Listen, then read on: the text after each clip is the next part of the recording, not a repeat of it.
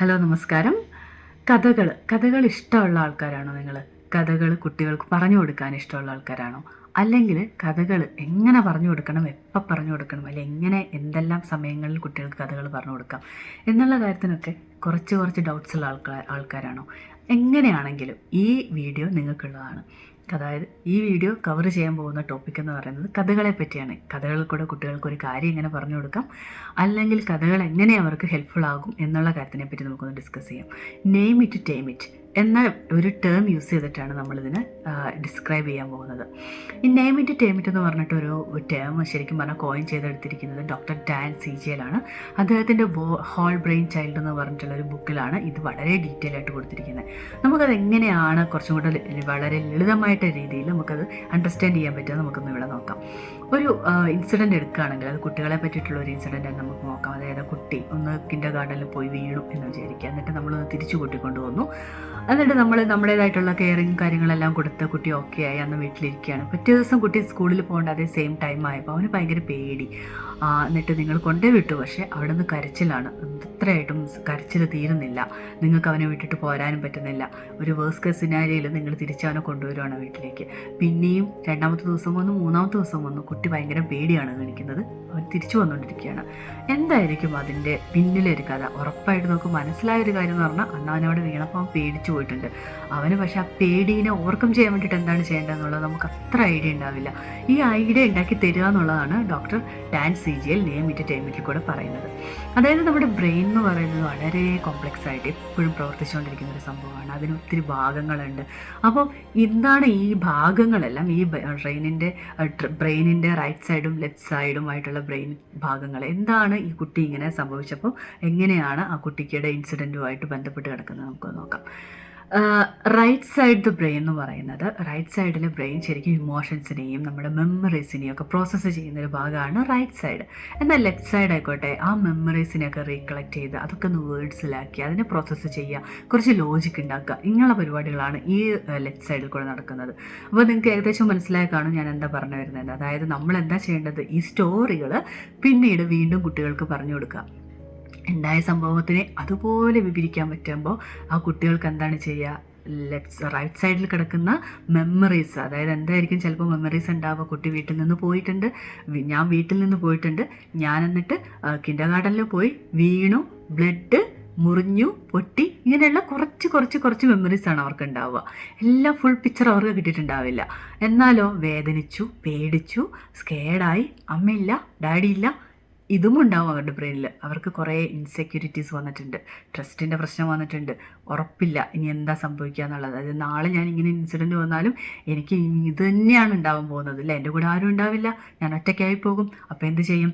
പക്ഷേ നമ്മുടെ left side ബ്രെയിനിന് ചില കാര്യങ്ങൾ ചെയ്യാൻ പറ്റും. ഞാൻ ഓൾറെഡി പറഞ്ഞു, ഇമോഷൻസ് അതിനെ റിക്ലക്റ്റ് ചെയ്യാനും വേർഡ്സ് ആക്കാനും പറ്റുന്ന ഒരു സ്ഥലമാണ് ലെഫ്റ്റ് സൈഡ് ബ്രെയിന്. അപ്പോൾ നമ്മൾ ഈ കഥ പറഞ്ഞു കൊടുക്കുകയാണ് കുട്ടിക്ക് വീണ്ടും. അതായത് നീ ഇന്ന് രാവിലെ മമ്മി നിന്നെ ഒരുക്കി, അന്ന് ഓർമ്മയുണ്ടോ, ഒരുക്കി നമ്മളിങ്ങനെ പോയി കിൻഡർ ഗാർഡനിൽ പോയി കഴിഞ്ഞപ്പോഴേക്കും അവിടെ നിന്ന് ഇങ്ങനെ ഒരു കോള് മമ്മിക്ക് വന്നു. കോള് വന്നപ്പോൾ മമ്മി ഓടിയോ അങ്ങോട്ട് വന്നു, അല്ലേ. അവിടെ വന്നു കഴിഞ്ഞപ്പോൾ എന്താണ് കണ്ടത്, നീ കൈമുട്ട് പൊട്ടിയിട്ടിരിക്കുന്നു. ഓൾറെഡി ടീച്ചർ ഇവിടെ ഇത് ഇട്ട് തന്നിട്ടുണ്ടായിരുന്നു, ഡൈനോസറിൻ്റെ പിക്ചറുള്ളത് ബാൻഡേജൊക്കെ ഒട്ടിച്ച് തന്നിട്ടുണ്ടായിരുന്നു. പക്ഷെ നീ കരയുമായിരുന്നു, എന്നെ കണ്ടപ്പോഴേക്കും നീ പൊട്ടി കരഞ്ഞു. അപ്പോൾ നീ ഇങ്ങനെ പൊട്ടിയപ്പോൾ അതെന്താ സംഭവിച്ചത്, അല്ലെങ്കിൽ അവിടെ വീണ് കഴിഞ്ഞപ്പോൾ എന്നിട്ട് ഒന്ന് പറഞ്ഞു തരാമോ എന്നൊക്കെ പറഞ്ഞാൽ അവർ ആ ഫിൽ ഇൻ ദ ബ്ലാങ്ക്സ് എന്ന് പറയുന്നത് പോലെ അവരിങ്ങനെ ഫില്ല് ചെയ്തുകൊണ്ടിരിക്കും. അവർക്കറിയാവുന്ന ഇവിടെ ഈ ഭാഗത്തുള്ള മെമ്മറീസ് എല്ലാം അവർ ഫില്ല് ചെയ്തുകൊണ്ടിരിക്കും. അപ്പോൾ നമ്മളെന്താ ചെയ്യേണ്ടത്, നമ്മളും ഫില്ല് ഇൻ ദ ബ്ലാങ്ക് തന്നെയാണ് ചെയ്യുന്നത്. അവർ ഫില്ല് ചെയ്ത ബാക്കി കാര്യങ്ങൾ നമ്മൾ ഫില്ല് ചെയ്തുകൊണ്ടിരിക്കും. അപ്പോൾ ഈ ലെഫ്റ്റ് സൈഡ് ബ്രെയിനും റൈറ്റ് സൈഡ് ബ്രെയിനും കൂടെ ഇൻ്റഗ്രേറ്റ് ചെയ്യുന്ന പരിപാടിയാണ് ശരിക്കും നമ്മൾ അവിടെ ചെയ്യുന്നത്. അങ്ങനെ ചെയ്യുന്നതിൽ കൂടെ അവർക്കൊരു ഫുൾ പിക്ചറാണ് കിട്ടുന്നത്. എന്താണ് അവിടെ നടന്നതിൻ്റെ ഫുൾ പിക്ചർ ആ ബ്രെയിനിന് കിട്ടും. ബ്രെയിൻ അപ്പം ഓക്കെ ഇതാണല്ലേ നടന്നത്, സമാധാനമായി, എനിക്കിനി കൂടുതൽ ടെൻഷൻ അടിക്കേണ്ട, അതിനനുസരിച്ച് ആൻസർ കിട്ടി. അപ്പോൾ ഇനി നെക്സ്റ്റ് ഡേ അങ്ങോട്ട് പോകുന്ന സമയത്ത് അപ്പോൾ എന്താ നമ്മൾ പറഞ്ഞു കൊടുക്കേണ്ടത്, നീ അവിടെ പോകുന്നു, അപ്പം നിൻ്റെ കൂടെ ഉറപ്പായിട്ട് നിനക്ക് എന്തെങ്കിലും വന്നു കഴിഞ്ഞിട്ടുണ്ടെങ്കിൽ മുമ്പ് ടീച്ചർ കോൾ ചെയ്യും, ആ മിനിറ്റിൽ എനിക്ക് എത്താൻ പറ്റുമെങ്കിൽ ഞാൻ വരും, അല്ലെങ്കിൽ മമ്മി ആയിരിക്കും ചിലപ്പോൾ വരുന്നത്, നിൻ്റെ കൂടെ ആളുണ്ട്, നീ സേഫാണ്, അവിടെ കയറി കളിച്ചു എന്ന് വിചാരിച്ച് എപ്പോഴും നീ വീഴില്ല, ചിലപ്പോൾ നീ വീഴും. വീണ് കഴിഞ്ഞിട്ടുണ്ടെങ്കിൽ നിൻ്റെ ചുറ്റിലും ആരെങ്കിലും ഉണ്ടാവും, നിന്നെ ടേക്ക് കെയർ ചെയ്യും. അത് നീ വീണ് കഴിഞ്ഞിട്ടുണ്ടെങ്കിൽ ഇവിടെ വേദന എടുക്കുമായിരിക്കും, പക്ഷെ നിനക്ക് ബാൻഡേജ് കിട്ടും. ഇങ്ങനെയുള്ള കാര്യങ്ങളെല്ലാം പറഞ്ഞ് അവർക്ക് കുറച്ചും കൂടെ നമ്മളൊന്ന് സെക്യൂർ ആക്കി കുട്ടികളെ കൊടുക്കുമ്പോൾ അവർക്ക് വീണ്ടും ഈ ഇൻസിഡൻറ്റിൽ കൂടെയൊക്കെ വന്നു കഴിഞ്ഞാലും അത് ഹാൻഡിൽ ചെയ്യാൻ അവർ പഠിക്കും. പിന്നെ ഒരു കാര്യം എന്ന് പറഞ്ഞാൽ ഈ കാര്യങ്ങളെല്ലാം ഒറ്റവട്ടം നിങ്ങൾ പറഞ്ഞു എന്ന് വിചാരിച്ച് കുട്ടിയുടെ ബ്രെയിൻ അത് എടുക്കില്ല കേട്ടോ. കുറച്ച് കൂടുതൽ വട്ടം പറഞ്ഞു കൊടുക്കേണ്ടി വരും. എസ്പെഷ്യലി ചില കുട്ടികൾക്കൊക്കെ കൂടുതൽ, എൻ്റെ മോനൊക്കെ എന്ന് പറഞ്ഞു കഴിഞ്ഞാൽ ഞാനൊരു 10-20 വട്ടമൊക്കെ ഒരു കഥ തന്നെ പറഞ്ഞു കൊടുക്കാറുണ്ട്. അതും പല സമയങ്ങളിലായിരിക്കും അവർക്ക് അതിൻ്റെ ചോദ്യങ്ങളുമായിട്ട് നമ്മുടെ അടുത്തേക്ക് വരുന്നത്. ചിലപ്പോൾ രാവിലെ നല്ല തിരക്കിട്ട് നിൽക്കുമ്പോഴായിരിക്കും അമ്മ അത് ഒക്കെ പറഞ്ഞിട്ട് വരുമ്പോഴേക്കും ഒക്കെ നമ്മളൊരു കുറച്ച് മൊമെൻറ്റ്സ് ഒക്കെ നമ്മൾ എടുക്കേണ്ടി വരും, നമ്മൾ അവരുടെ കൂടെ ഇരിക്കേണ്ടി വരും, എന്നിട്ട് അതിനെപ്പറ്റി ഒന്നും കൂടെ പറഞ്ഞു കൊടുക്കേണ്ടി വരും. ചിലപ്പോൾ നമ്മൾ ഈ കഥ തന്നെ ഫുള്ളായിട്ട് നമ്മൾ ഓൾറെഡി ഇത് ഫുൾ പഠിച്ചിട്ടുണ്ടാവും. അപ്പോൾ നമ്മൾ വീണ്ടും അപ്പോൾ 5ാമത്തെ വട്ടമൊക്കെ ആകുമ്പോഴേക്കും ശരിക്കും പറഞ്ഞാൽ നമുക്ക് തന്നെ ഫ്രസ്ട്രേഷൻ, ഇവനെ ഇവിടെ ഇത്ര വട്ടം പറഞ്ഞു കൊടുത്തു എന്നിട്ട് എന്താ ഇവർ മനസ്സിലാവാത്തത് എന്നൊക്കെ ചെയ്യും. പക്ഷേ കുട്ടികളുടെ ബ്രെയിനാണ്, അവർക്ക് അത്രയും കഴിവില്ല നമ്മുടെ ബ്രെയിനിൻ്റെ മാതിരി എല്ലാം മനസ്സിലാക്കിയെടുക്കാൻ. അപ്പോൾ കുറച്ചൊക്കെ പേഷ്യൻസ് നമുക്ക് വേണ്ടി വരും. എന്നാൽ പോലും നിങ്ങൾ ശരിക്കും ഇത് ട്രൈ ചെയ്ത് കഴിഞ്ഞാൽ കുറച്ചും കൂടെ കുട്ടി വളർന്നു കഴിയുമ്പോൾ ഇങ്ങനെ ഒരു ഇൻസിഡൻറ്റിൽ കൂടെ അവൻ കടന്നു പോകുന്ന സമയത്ത് അവന് ശരിക്കും അതിൽ കൂടെ കടന്നു പോകാൻ ഒറ്റയ്ക്ക് പറ്റും. എങ്ങനെയാണ്? ബ്രെയിൻ തന്നെ അത് ഇൻറ്റഗ്രേറ്റ് ചെയ്യാൻ തുടങ്ങും. ബ്രെയിൻ തന്നെ പറയും, ഓക്കെ നീ അങ്ങനെ വീണു, നീ അത് ചെയ്തു, നീ അത് കണ്ടു, എന്നിട്ട് എന്താ സംഭവിച്ചത്, അല്ലെങ്കിൽ നീ ഒരു ഇൻസിഡൻറ്റിൽ കൂടെ, കുട്ടികൾ വലിയ ആൾക്കാരൊക്കെ ആകുമ്പോഴേക്കും എന്തെല്ലാം ഇൻസിഡൻറ്റിൽ കൂടെ കടന്നു പോകും അല്ലേ. ഇവൻ കുട്ടികളാണ് പോലും.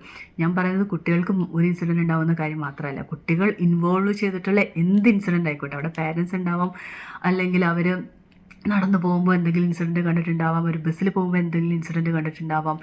ഇനി ഈ വലിയ ഇൻസിഡൻ്റ് ഒന്നുമല്ല, വളരെ കുഞ്ഞു കാര്യമാണെങ്കിലും നിങ്ങൾക്ക് അത് കഥയിൽ കൂടെ പറഞ്ഞു കൊടുക്കാൻ പറ്റും. കഥകൾ വളരെ ഇമ്പോർട്ടൻ്റ് ആണ്, കുട്ടികളുടെ ബ്രെയിനിന് അത് വളരെ ഹെൽപ്ഫുള്ളാണ്.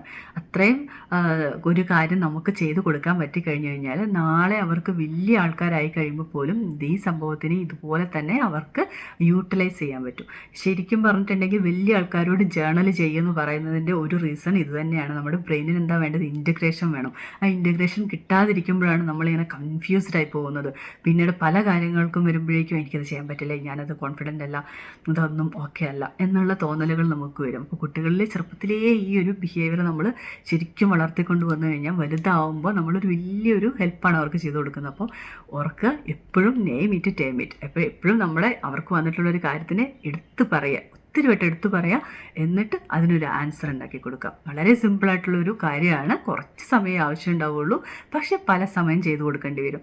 ഈ വീഡിയോ നിങ്ങൾക്ക് ഇഷ്ടപ്പെട്ടെങ്കിൽ മാക്സിമം ആളുകളിലേക്ക് ഷെയർ ചെയ്യുക, അതുപോലെ തന്നെ സബ്സ്ക്രൈബ് ചെയ്യാനും മറക്കരുത്. താങ്ക്